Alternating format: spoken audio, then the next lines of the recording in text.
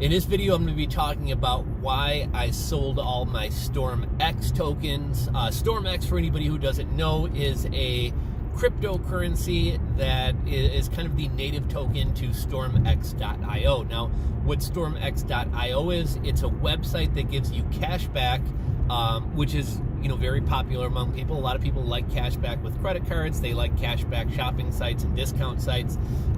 But they've actually done it a little bit better. They actually, they did a couple things really well. One, they gamified it. So, the more StormX tokens you hold, the bigger discounts you get in terms of cash back on purchases.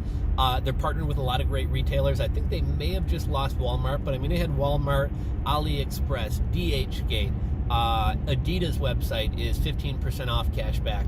And instead of giving you cash back in fiat or US dollars, they give you cash back in crypto. So a lot of things I really liked about this project. One, it's actually a project normal people can wrap their heads around and understand.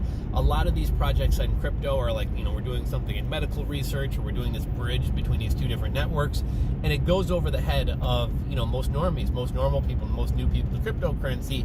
Pretty much everybody, if you don't use cashback shopping sites, you at least know what they are. So I like that the project catered to the masses. I thought they had some really good partnerships. I like how they kind of gamified it.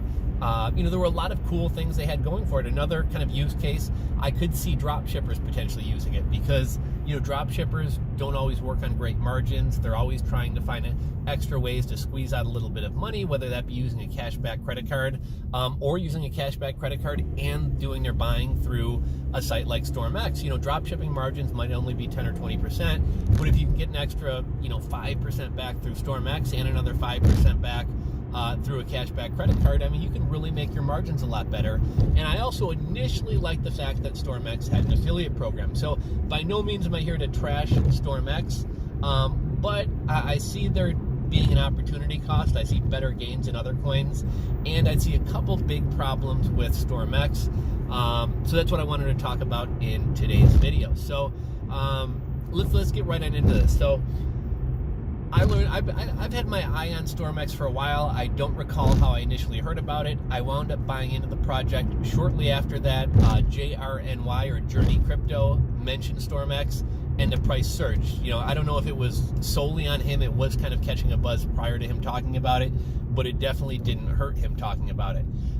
So after he mentioned it, within 24, 48 hours, it surged from like a penny and a half, 2 pennies, up to 7 or 8 cents. Lately, it's been trading at 6 or 7 cents. So I don't know how much of the pump, how much of the excitement was simply due to a big YouTuber and a big influencer like him mentioning it. But here's the problems that I see with the coin. So initially, when I bought into it, I got excited about the opportunity to stake. That's another cool thing it had going for it, is at the time you could earn 17.5% by staking the coin.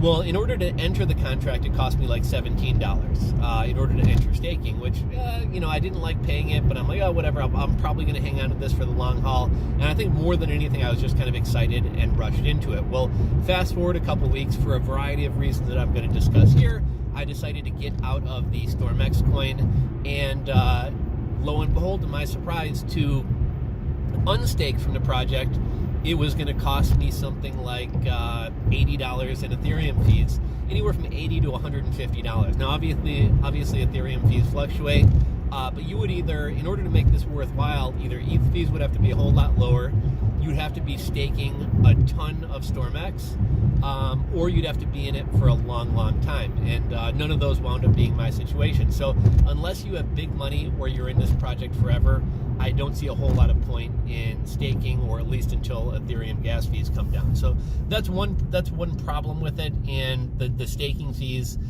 make staking not really feasible for the vast majority of people. Because let's be honest, like, how many people have huge money in crypto, let alone huge money in a sub 100 coin like StormX? So that's one issue I see with StormX.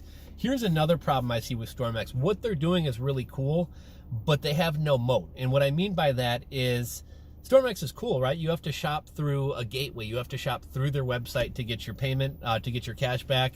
And even then, people are waiting 2 weeks, a month, 6 weeks, depending on what store you buy through, to get their cash back. I think most people would like that cash back, if not instantly, in a shorter period of time. A lot of people get worried they're not going to get the money back at all when when they don't see it in their account immediately. And I understand why StormX does this. They're probably making their money off of an affiliate model, and they're not getting paid for 30 days or 60 days in arrears.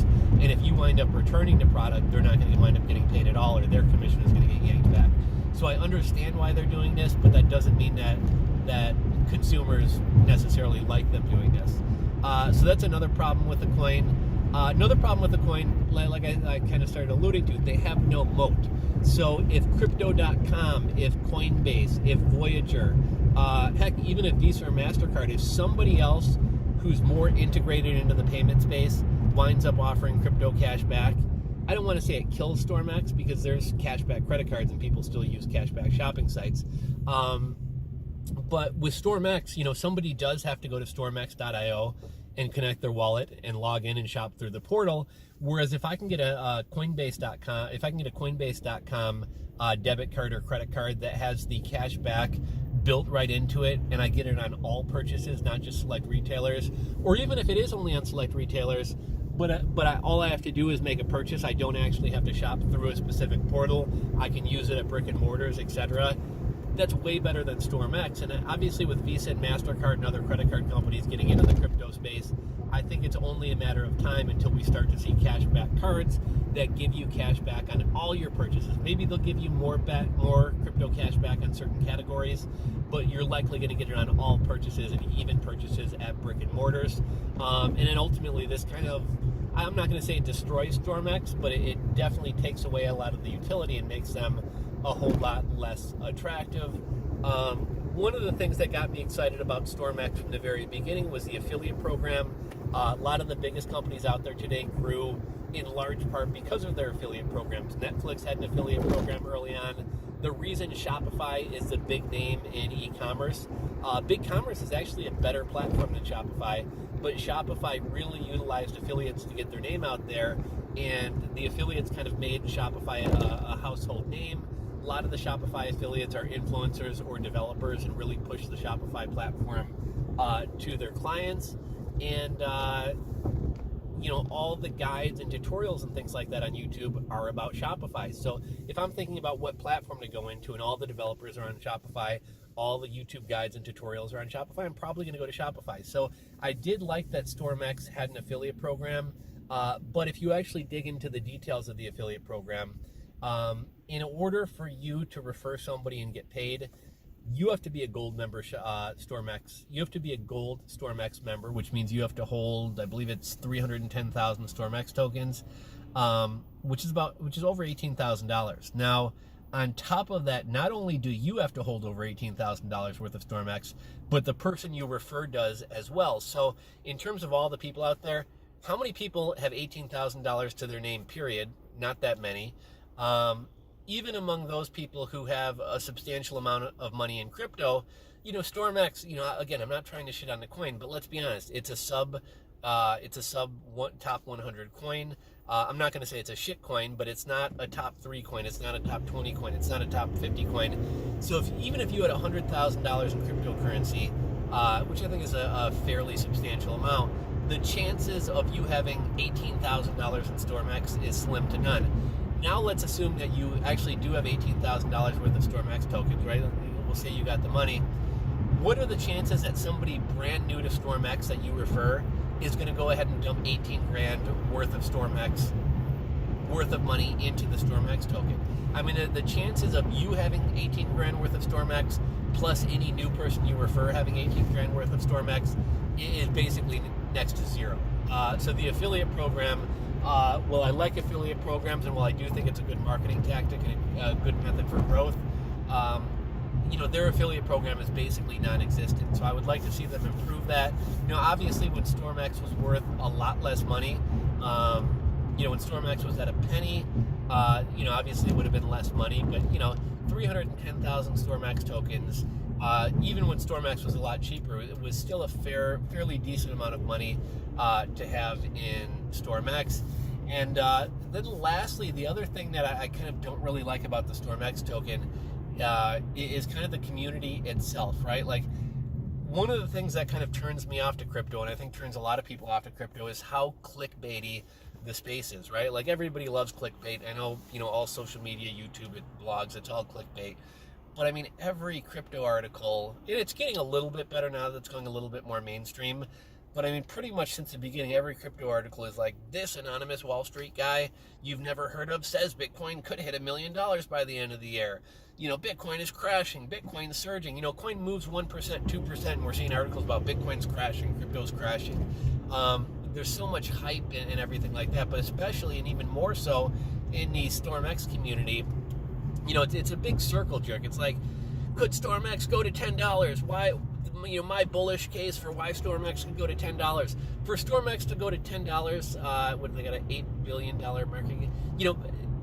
It's been a while since I've run through the numbers. I remember I ran through them before, but in order for StormX to hit $10, either the entire crypto space would have to grow 100-fold, or StormX would have to become probably like a top 20, maybe even top 15 coin. So people saying like StormX coin could hit $10 within the next couple of months, or even this bull run, or even this year, are just crazy. And when I, call somebody out on it or actually break down the numbers, and they're like, dude, here's what would have to happen for that to happen. People be like, oh, well, I was just joking. Well, why are you joking about that? It just makes the community look like a bunch of circle jerking idiots. And if I was somebody new who heard about the StormX token, and I'm like, okay, I'm going to check out the subreddit and kind of see what people are talking about. When I hear like level-headed, normal discussions but at the same time, like an engaged community, I'm like, okay, this kind of seems cool. When I visit a subreddit and every post is like, this could hit $10, and then I look at the market cap and I'm like, no, it can't hit $10. I just kind of look at the entire community like, here's a bunch of idiots. So, well, I do like that StormX has an enthusiastic and an active community. It's kind of a big circle jerk as well. So for all those reasons, I got out of StormX. I had it staked through Trust Wallet, and I didn't have a bunch of Ethereum in that wallet, so I didn't have enough Ethereum to unstake the coin, so I sat on it for weeks. Then one day I thought I could maybe send it without unstaking it. That's my fault, but I did that. Transaction failed, wound up losing like $60 there. Another thing, if you wanted to unstake your StormX or even cash out your rewards, that's going to cost you Ethereum fees as well. So anyhow, I think all in all, it wound up costing me $100, $120 to stake and then unstake my StormX. Fortunately, I did get in at like a penny and a half, 2 pennies, rode it up to, I think I sold it at 7 or 8 cents. But all in all, just not, I went from being really excited about this project to much less excited, to kind of turned off by it.